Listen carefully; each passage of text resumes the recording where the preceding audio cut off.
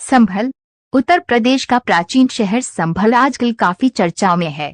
ईद के शुभ अवसर पर मुस्लिम राष्ट्रीय मंच का अधिवेशन आओ जड़ों से जुड़ो, हमारे बुजुर्ग हमारी विरासत के शीर्षक के अंतर्गत आपसी भाईचारा बढ़ाने तथा विशेषकर त्यागी समाज के हिंदू मुस्लिम को जोड़ने पर गहराई से चिंतन हुआ।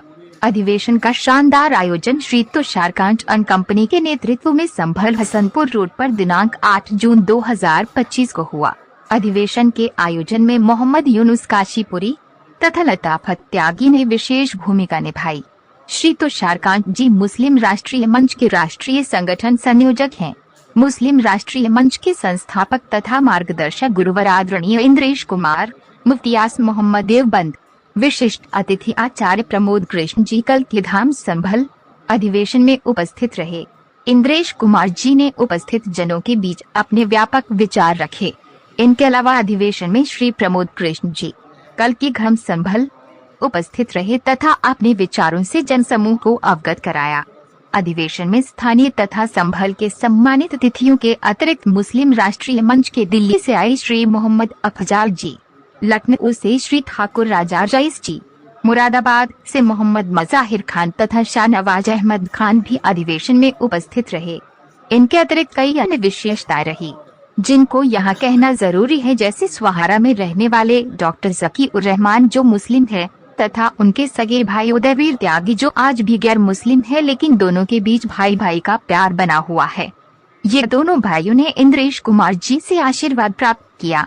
इसके अतिरिक्त एक विशेष घटना ये भी रही कि मुरादाबाद के समाज सेवी इदरीस कुरैशी, जिनका संबंध समाजवादी पार्टी से पिछले 30 साल से था और डॉक्टर शफीक उर रहमान के काफी करीबी थे, ने भी अधिवेशन में आदरणीय इंद्रेश कुमार जी से आशीर्वाद प्राप्त किया। आदरणीय इंद्रेश कुमार जी के उपदेश के बाद इंद्रेश कुमार जी के इच्छा अनुसार स्थानीय लोगों से उनकी समस्याओं तथा विचार जानना चाहे। कई लोगों ने अपने क्षेत्रीय समस्याओं पर अपने विचार रखे तथा त्यागी समाज के धरोहर कई पुरानी स्मारकों को त्यागी समाज वापस देने की बात कही। समस्याओं पर विचार रखते हुए डॉक्टर आफ्ताब बजराइयों ने मुसलमानों के धार्मिक स्थानों के विरुद्ध सामाजिक तत्वों द्वारा अनावश्यक क्षति पहुंचाने का मुद्दा उठाया, तो दूसरी तरफ श्री इश्तियाक त्यागी उछारी ने कहा कि हम तो तैयार हैं, लेकिन हिंदू समाज हमारी तरफ देखता भी नहीं। मुजाहिद एडवोकेट बजराइयों ने भी अपने विचार रखे। नाम गोपनीय रखने पर एक सज्जन ने कहा कि यदि ईद मिलन समारोह होता तो लगता कि हिंदू समाज मुस्लिम समाज को अपने को तैयार है। आदरणीय इंद्रेश कुमार जी ने कहा कि अक्सर हिंदू समाज के लोग किसी क्षेत्र में मुस्लिम समाज की आबादी बढ़ने पर उस क्षेत्र को मिनी पाकिस्तान कहते हैं, जिस पर मुझे बहुत आपत्ति है। भारत का प्रत्येक नागरिक जो यहाँ पैदा हुआ वे भारतीय है, भारतीय था और भारतीय रहेगा। इसके अतिरिक्त आदरणीय मुफ्तियास मोहम्मद त्यागी ने कहा कि मुसलमान को चाहिए कि वे अपनी जड़ों से मजबूती से जुड़े।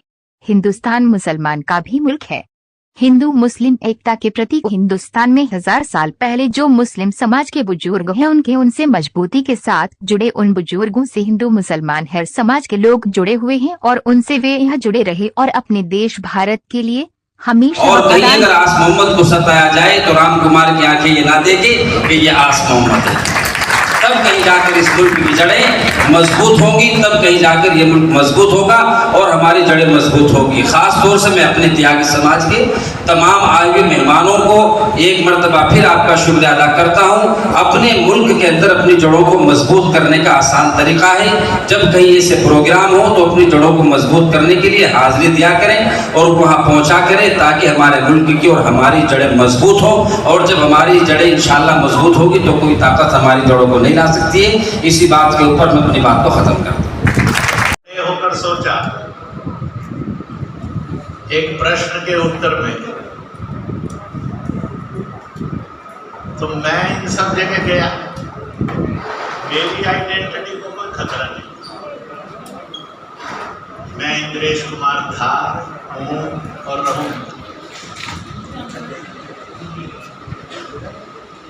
दूसरी एक बात और भी हुई, मुझे वहां से अपराध नहीं हो सकता जो अनजाने जाने में हम करते हैं। क्यों करते हैं पर करते हैं। जिस भारत माँ ने सपूत जन्मा वो मिनी पाकिस्तान नहीं, पाला वो भी नहीं, जिस माँ ने जन्म दिया वो भी नहीं। कई बार जाने अनजाने में ऐसे पाप होते हैं जिनके दुष्परिणाम पीढ़ियों को भुगतने पड़ते हैं। और मुझे पूरा विश्वास है कि आप आज के बाद इस पाप और अपराध को नहीं करेंगे। इस देश का हर एक हिंदुस्तान था, है और सदा रहेगा। इसको जीना है। भाषण निमंत्रण मिला था कि सुना है आप आ रहे हैं इधर संघ के प्रोग्राम से, तो हम भी जाते हैं। बड़े मदनी साहब थे उस समय, मुझे कार्यक्रम में मिले थे दिल्ली, लगभग 2003 के आसपास की बात। हमारी गपशप हुई। मैंने उनको कहा कि मैं आपको चाचा जी कहूं कि ताऊ जी कहूं कि मौलाना साहब। मौलाना कोई रिश्तेदारी नहीं, it is not a relationship. आपके पास डिग्री है इसलिए उसको बुलाना।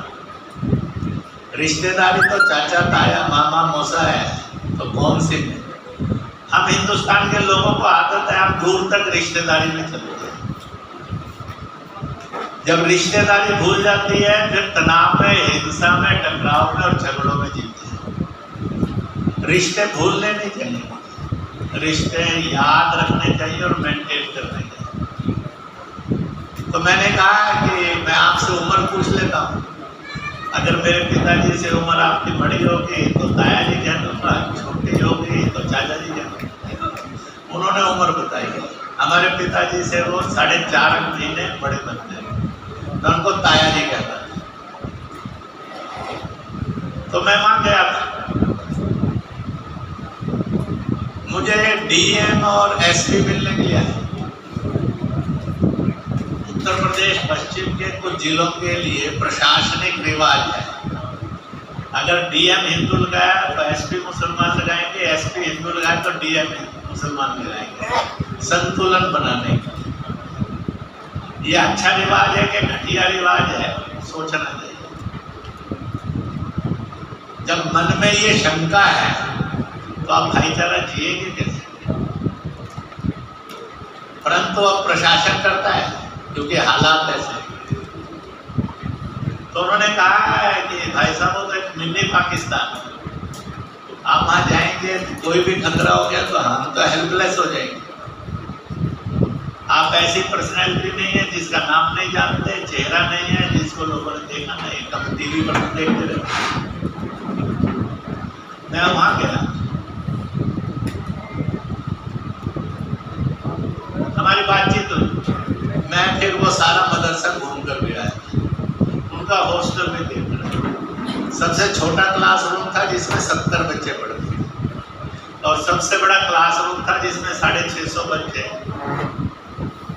कुरान पाक पढ़ते थे। बाकी क्या क्या है? तो जब मैं हॉस्टल में गया तो जिसमें 1 या 2 बच्चे रह सकते थे 7-7 8 थे। मैंने कहा मौलाना साहब इन बच्चों के साथ इतनी दुर्घटना, तुमने सवाल तो ठीक किया। मैंने कहा फिर आप नहीं, हम बड़ी जल्दी से इसको तोड़कर नए बनाएंगे जिसमें बच्चों को पूरी फैसिलिटी दी। हमारी अच्छी दोस्ती बनती, इसलिए कभी कभी मुझे कुछ कड़वी बात भी कहनी होती थी, क्योंकि कड़वी बात ही सच मानी जाती है, मीठी बात कोई सच नहीं मानती। दुनिया का फार्मूला है, सच कड़वा होता है।